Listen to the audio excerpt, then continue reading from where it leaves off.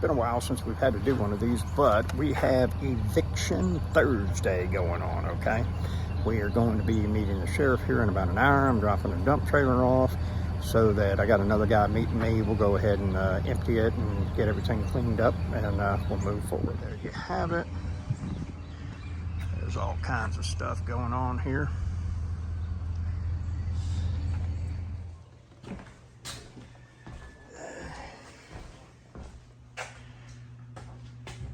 And people wonder why their rent is so high in this town. There's a $400 refrigerator there new. It's gone.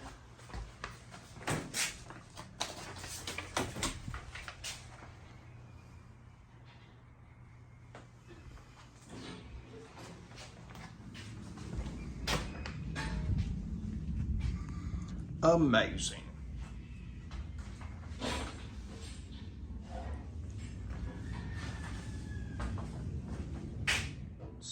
So much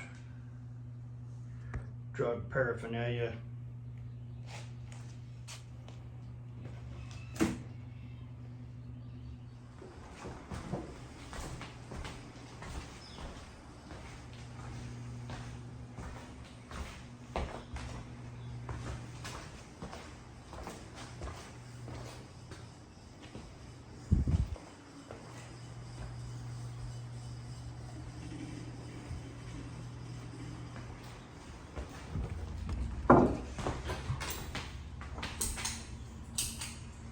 And here we have, this is a little one bedroom.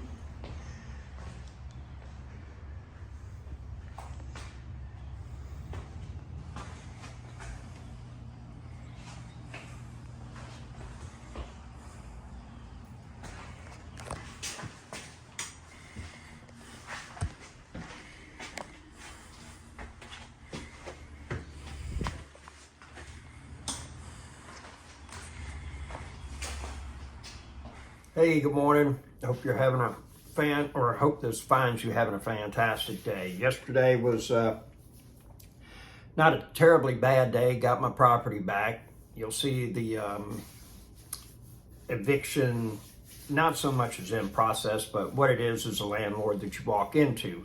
The thing about it is that not every time this happens like this. I've had them a lot better, kind of middle of the road. But whenever you get it cleaned up and you're ready to rock and roll for the next day, so to speak, then you're in pretty good shape. And we are that. So unfortunately, they stole the refrigerator. I think this has been the first time this has ever happened since I've been in the landlord business, 22 years. And I got line on another one for $150. Bad part about it is that I only got to collect 2 months worth of rent. So you figure that the deposit that I got to keep was $1,025. Cost me $500 for the eviction. I had spent $500 on the refrigerator, and then I had to pay a guy to help clean it up and everything like that. So, and then we lost a month's worth of rent. So you figure I probably lost $1,500 on that endeavor, you know. That's part of the business, and it will happen. It's not fun. It's not always glamorous, and a lot of times people will tell you, oh, don't do any of the work yourself. You know, you need to hire that out. You know, don't touch it. You know, keep that away from you and everything like that. That has really not worked for me. I am a hands-on type of person. I'm a very active landlord. I am not a set it and forget it guy. I do regular inspections on my properties on a regular basis. You know, I like to take care of my stuff. So before I forget, wanted you to, this book right here is fantastic. You really need to get it. You really should start reading it. A lot of good tips on time management and squirrel. The thing about it is that when you're in the game, and what I call the game is getting a hustle, you know, trying to build some kind of wealth, getting financial independence where you've got extra money coming in that makes your life a whole lot easier. money is not everything. And I know when you're scrambling and you don't have any and you're about to be evicted and money would solve everything, it seems huge. Well, I get it, okay? One thing that I found out is there's only one thing on earth that there is more of than money, and that's water, okay? You count all the oceans, all your rivers, streams, lakes, creeks, springs, everything. There's a lot more water than there is money, okay? When you really grasp that concept, it's hard to buy into the scarcity mindset, all right?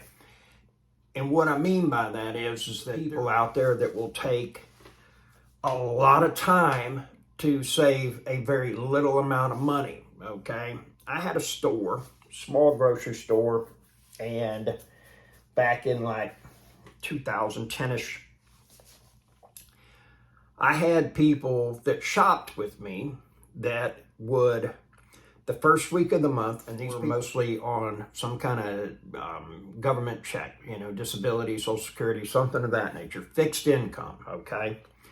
And what they would do is they would, first of the month, they would ride around town and hit all the places and saving money, okay? Now, they would spend $50 in gas to save $20, okay? And it made sense to them. Now, there was a couple things that took place. That was their social activity for the month, okay? Once you're out of money, you're out of social activity, all right? The thing about it is they would do this. And I know people that will sit there and spend hours and hours and hours to try to save just a little bit of money, okay? And I guess we all do that in some regard because, you might sit there and take, 90 days to find a vehicle, $3,000, what you're wanting to pay for it. And if the time versus dollars saved makes sense, I get it, okay? And I guess my question is, that I always ask myself is, does it really make sense to take, 2 days, 3 days to save $50? I have learned that it's, for me personally, much more advantageous to get involved in results and making things happen than it is to take that time to save the little amount of money. Now, as the company's done better, the monthly gross income is increased and everything, you're afforded the opportunity of starting to hire more people, okay? And the thing about it is that you get to a point where other people are doing all the work and you're not so much as hands-on in some regards because the income has increased. And the thing about it is that there's only one thing in the world that you do not get to replicate, and that's time. We all get 168 hours in every week, okay? The difference between me and Richard Branson, the difference between me and Trump, the difference between me and Damon, the difference between me and Mark Cuban, the difference between me and Hendricks with Hendricks Motorsports, the difference between me and Elon Musk and Bill Gates is what we do with that 168 hours. That's the difference, okay? And you will find that I'm sure your experience will be like mine in the sense that the most successful people that I have found have a insane time management that they engage in because you don't get any more time. You cannot buy an extra 2 hours a month or 2 hours a week. You don't get 170 hours because you're a billionaire and everybody else gets 168. Every billionaire gets 168 hours. Every homeless person gets 168 hours. What are you going to do with that 168? I hope you have a fantastic day. If you would like 15 minutes of my time, send me an email. It's in the description. Include your phone number and I will give you a call. Have a great day.